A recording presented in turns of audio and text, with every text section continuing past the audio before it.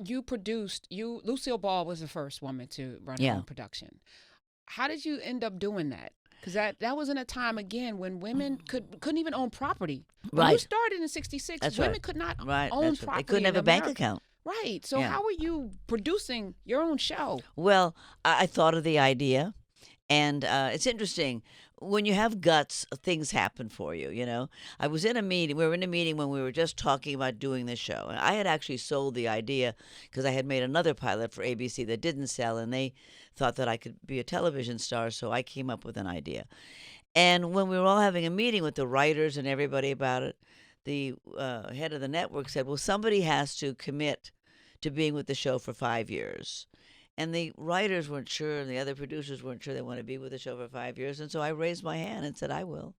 So I committed to it, and so I produced it.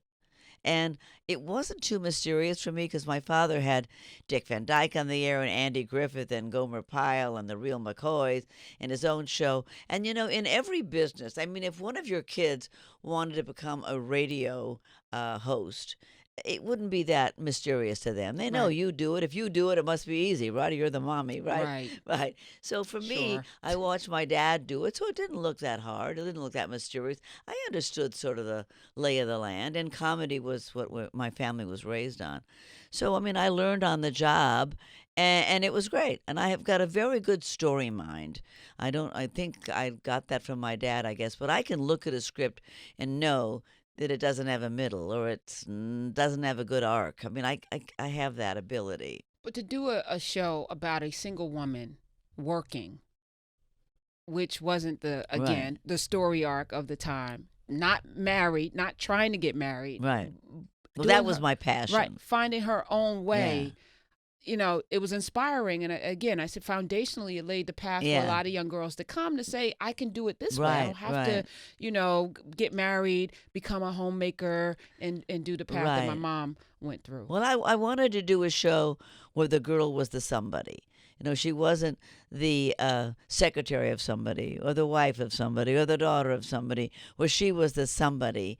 And what I said to the Ed Sherrick and Len Goldberg, who were running the network at the time, I said, why don't we do a show like A Girl Like Me? I've graduated from college. I want to be an actress. My parents want me to get married, and I want to move to the big city and audition and try to have a career.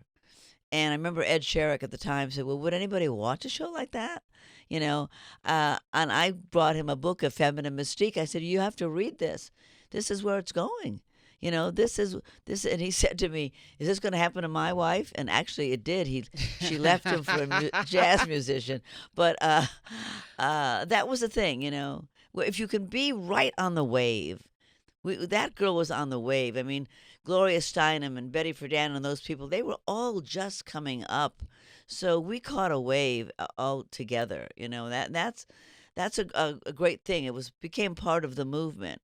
And you know, from the civil rights movement, from the gay movement, there's a wave that's happening. And if you happen to ride in on that exact time, so she was a woman of her time, that girl, and she inspired all these other women because everybody had a that girl in their house. You know, Ed Sherrick, when he said, would anybody watch it, he was thinking that girl was a revolutionary figure, but she wasn't. She was a fait accompli. She Mm. was everywhere.